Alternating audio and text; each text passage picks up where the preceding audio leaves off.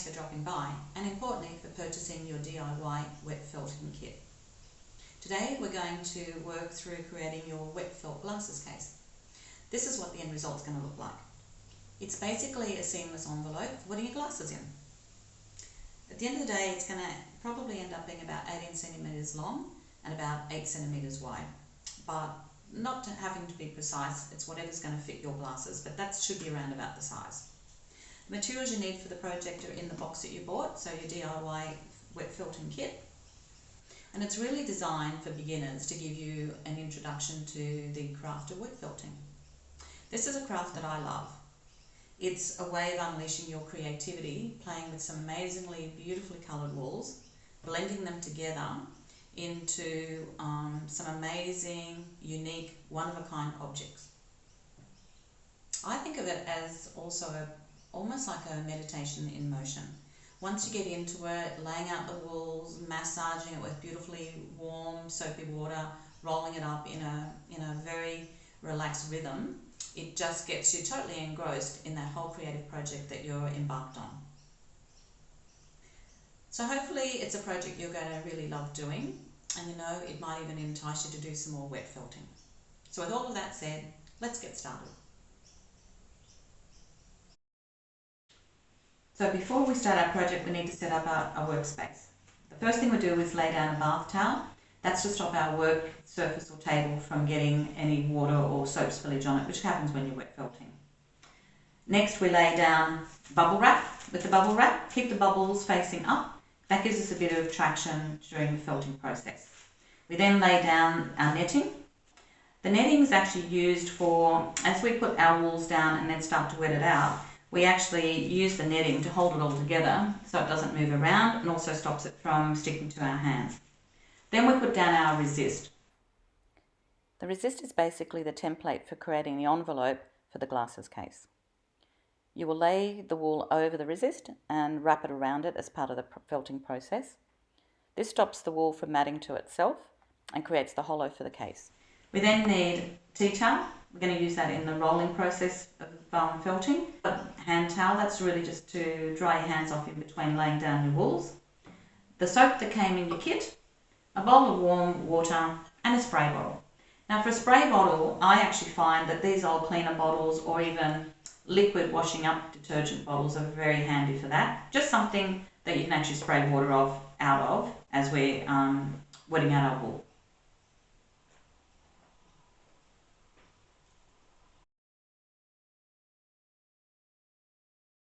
Okay, so we're going to start with laying out our wool. We're laying it over the resist. The resist is going to be a lot bigger than the end size of our glasses case because you get around about 30 to 40% shrinkage by the time we finish felting it. So don't worry about the fact that the resist looks a bit big. All right, we'll start with one colour. And again, we lay it out in a tile effect. So we're going to start off by running it horizontally in our first layer. The second layer we're going to run vertically. This is what I mean by that. And we're just overlaying it a little bit over the edge, just a little bit, because we end up folding that over to make the envelope for our case. So you don't have to be too precise here, but just keeping it nice and thin is really important, and just overlapping slightly each piece as you put it down.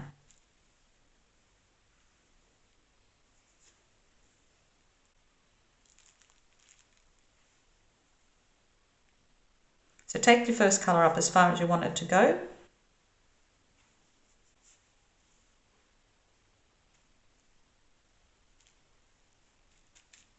Again, just making sure we've got all the little bits of the resist covered and a little bit hanging over the edge. Move to our second colour. We're going to lay down some of our blue. Same thing, laying it in the same direction, so all of our wool's going horizontally.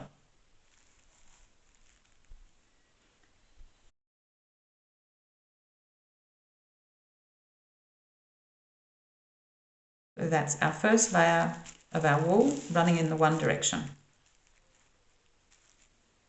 Okay, so now going to our second layer of wool in the opposite direction. Now we're running it vertically.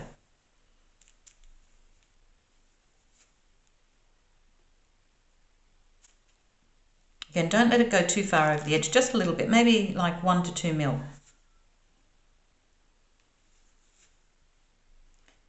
overlapping the yellow across the blue a little bit as well.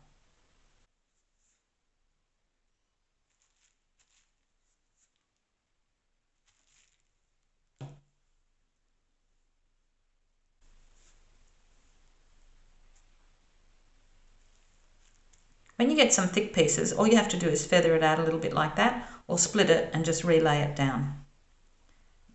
Again, don't have to be really precise, just in the general direction that you're going.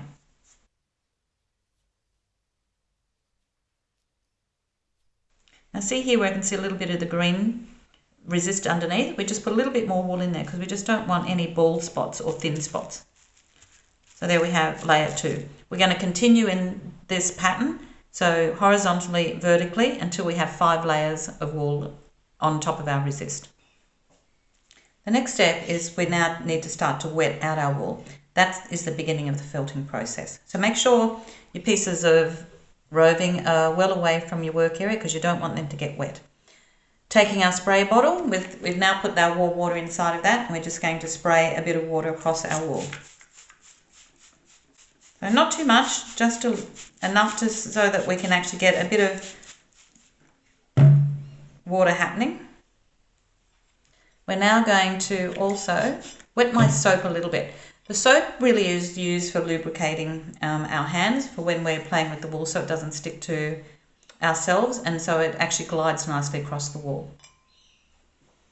When you're wetting it out, this is when we pick the netting up and we need to place it gently over the top of the wool.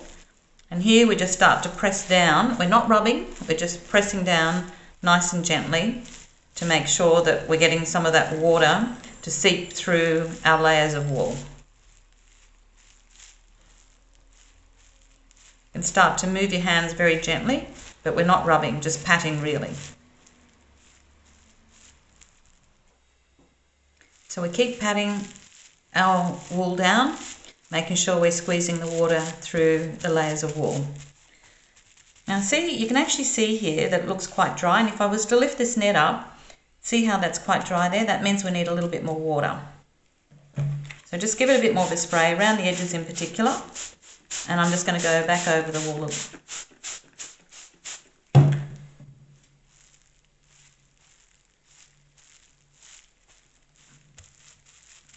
Pressing out around the edges as well to make sure we're getting water out there too.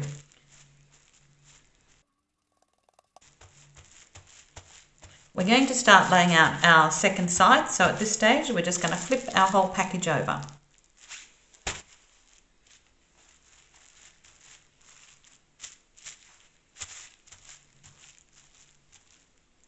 And just remove the netting. Now you've got to be careful here, just make sure that you use your finger to tease away any wool that might be stuck to your netting.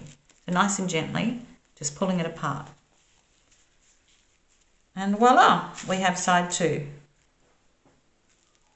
Okay, so now we're going to start to lay our wool out on our second side. At this stage, we need to make sure that we fold over the edges so that we start to wrap our resist with our wool. Here, I would just give this another little bit of a gentle spritz before I start to pull it across. Very gently, making sure we lift it up from the netting. And now we're just going to start to wrap it gently over the resist.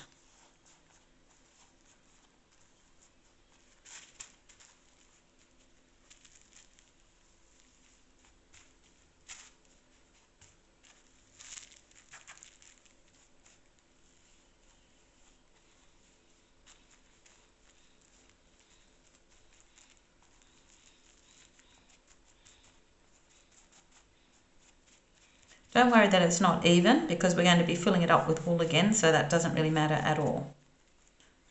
See where it's bulky here? Just try and tease that out a little bit so we just spread out our wool rather than have a big clump in the corner. Don't have to be perfect again, but just try and smooth that out a little bit. Just make sure it's nicely wrapped around your resist.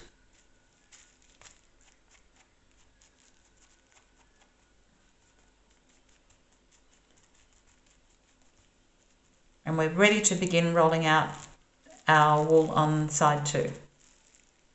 So remembering how we laid our wool out on side 1, we're going to do exactly the same on this side. So we're going to start running our wool horizontally, then vertically. It doesn't really matter which way we start, so long as we just maintain that pattern. On side 2, given we've already got wool overlaid and wrapped around the resist, we also don't need to take it all the way out past the resist. So we're going to basically take our second layer of wool to the edge here. Again, don't have to be precise, but we don't need to also take it over because we've already got some coverage.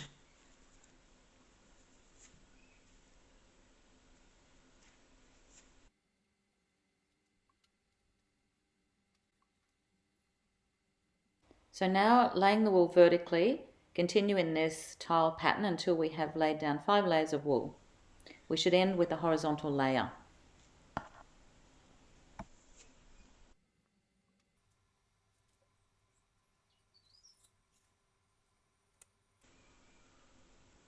See how it's thick like this? Sometimes just split it in half as well if that's easier for you to hold the wool as well. Whatever works for you.